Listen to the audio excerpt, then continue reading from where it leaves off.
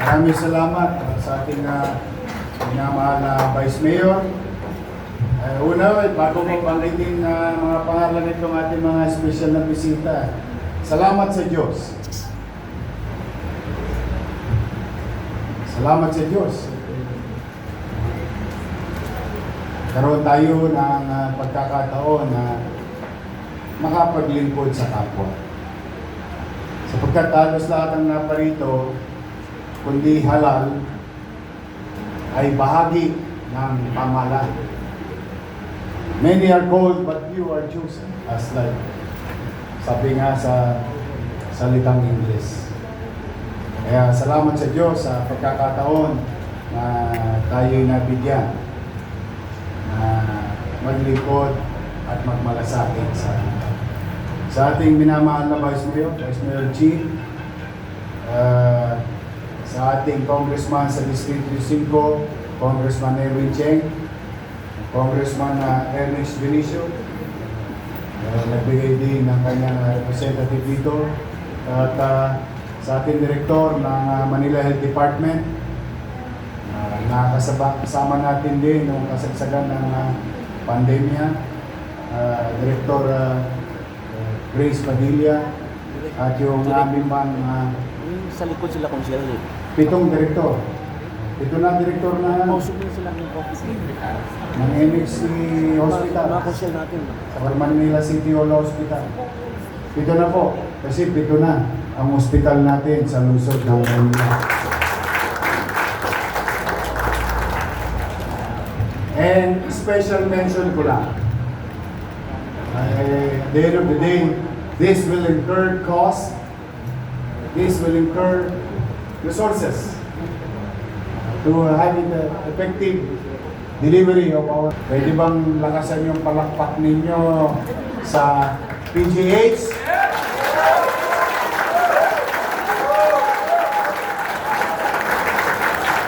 Sa DOH? Ito, tawag nyo na, PhilHealth.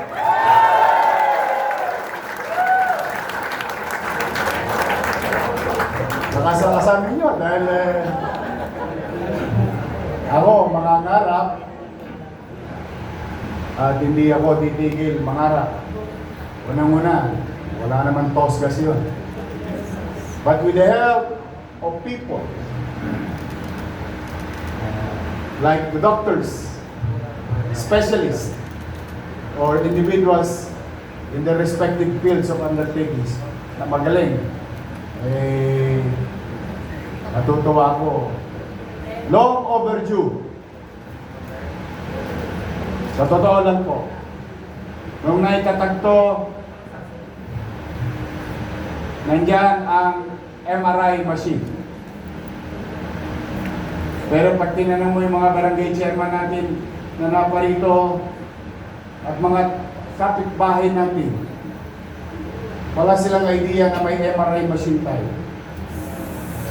Only a few who knows na may CT scan machine tayo. Only a few who knows. Sa pagbasa ko ng mga sulat ng mga tagalungsod ng Maynila, isa sa nakita kong common cancer killer sa ating mamamayan ay ang breast cancer. And yet we have a machine, a diagnostic machine for early detection and protection. Yung ating mamo, yun na nga yun. Our ultrasound machine is better than to some private companies. We have 40 machine na ultrasound. At itong cat lab, nung itinayo to, nung binuksan natin nung unang termino, mananglayo ito. If somebody did their job, we could have saved one person last week. Could have saved. Kakaramdam siya ng paninikip ng dibdib. Gusto siya magpa-check up, hindi siya naka-avail. Sumalangit daw ang kanyang kaluluwa. Yun, inatake niya sa puso. See, Yes, we are proud of our doctors and nurses and our medical specialists. But no matter what, kung minsan kasi napapagalitan natin yung ating mga doktor, yung ating mga nurses or medical frontliners, dala ng siguro yung atmosphere or the environment or yung kanilang mga mukha, hindi nyo lang siguro kursunada. Pero sa totoo, sometimes they want to address you. Sometimes they want to heal you. Sometimes they want to cure you. And really give their best. Pero kung kulang ang makina, kung kulang ang gamot, ano naman ang gagawin nila? Sa totoo lang, hindi nila kasalanan. Kasalanan ng gobyerno na hindi ibinigay ang mga bagay na magagamit nila sa mga pasyente. Kaya nabubultunan natin ng sisi ang ating mga doktor. Hindi ko rin kayo masisisi, mga mamamayan. Alam mo, I think the doctor knows this better than me. Ang isang pasyente na may sakit, walang mauunawa ang katwiran niyan. Dahil talagang ang iniisip niya, yung pain, the suffering. Yun ang, kaya siguro ang pinakamabisa ay pag-uunawaan na lamang ng pasyente at ang ating mga medical frontliners. But rest assured, in our own little way, despite of lack of resources, we will always continue to support our doctors and nurses to have proper diagnostic facility, tools that they need. Alam niyo ba rito nung nag-mayor ako, itong pangalawang mayor ko, ultimo hiringgilya. Wala sila. Ultimo latex. Yung gloves. Wala sila. Can you imagine that? And yet you're expecting to have an amoxicillin? Expected them to have a biogesic or what you call paracetamol? These are the things that are not present in our hospitals. Kahit na nag-aral pa sa Harvard yung mga doktor natin, hindi rin tayo magagamot. Kaya, it's an entire loop, no? It's a loop where the government do its part, the professional do its part, the facility will deliver its purpose. Yan tayo ngayong araw nito. Katla, 1,600 plus LGUs.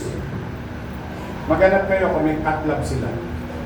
Even most of the private hospital, wala silang ganyang pasilidad para sa ating kaalaman ng ating mga punong barangay na nandito. Only, except PGH and Heart Center, but only local government unit may catlab ang lungsod ng Maynila.